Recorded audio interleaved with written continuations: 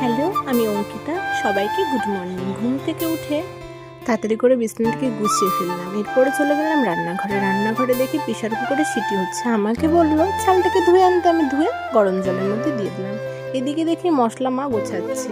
মশলাটাকে মিক্সচার করতে করতে এদিকে সিটি হয়ে গেছে। সিটি হয়ে খুলে দেখলাম আজকে চিকেন হবে বাড়িতে। এদিকে আমাকেও কাজে বললো, আমিও গ্যাসটাকে ধরিয়ে দিলাম। ধরিয়ে কড়াইটাকে দিয়ে দিলাম। কড়াইটা গরম হতে থাক, ততক্ষণে আমরা দিয়ে দিই সর্ষের তেল। এর মধ্যে কেটে রাখা আলু ধুয়ে ভালো করে তেলের মধ্যে দিয়ে দিলাম। আলুটা যাতে ভালো করে ভাজা হয় একটু লবণ ছড়িয়ে দিলাম। আলুটা দিকে ভাজা হতে থাক, ভাত হতে থাক, দেখি মা মশলাটা করে নিয়ে এসছে।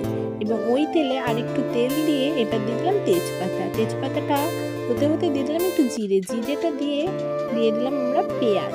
কুচানো পেঁয়াজটা ভালো করে ভাজা হতে থাক, হতে হতে দিয়ে দিলাম মশলাটা কষতে মিক্সার মেশিনটা ধুয়ে একটু জল দিয়ে দিলাম। জলটা দিয়ে ভালো করে নেড়ে চেড়ে যখন মশলাটা থেকে দেখবো তেল বেরিয়ে আসে, তখন আমরা দিয়ে দিলাম হলুদ গুঁড়ো দিয়ে ভালো করে মশলাটাকে কষিয়ে সেই সিদ্ধ করা মাংসটা দিয়ে দিলাম সেই মশলার মধ্যে। মাংসটাকে ভালো করে এবার নাড়িয়ে ভালো করে মিক্স করে গাবলা দিয়ে এবার আমরা কি করবো, মাংসটাকে ঢেকে দেবো।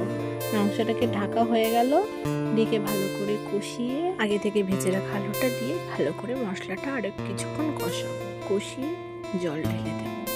জলটা এবার ভালো করে ফুটতে থাক।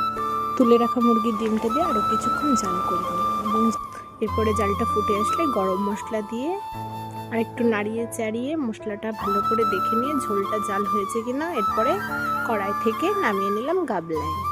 এরপরে হয়ে গেল আমাদের লাল লাল চিকেন ঝোল। এই গরমে গরম ভাতের সঙ্গে আলুর সঙ্গে চিকেন ঝোল দিয়ে সুন্দর করে খেয়ে নিলাম। সবাইকে টাটা।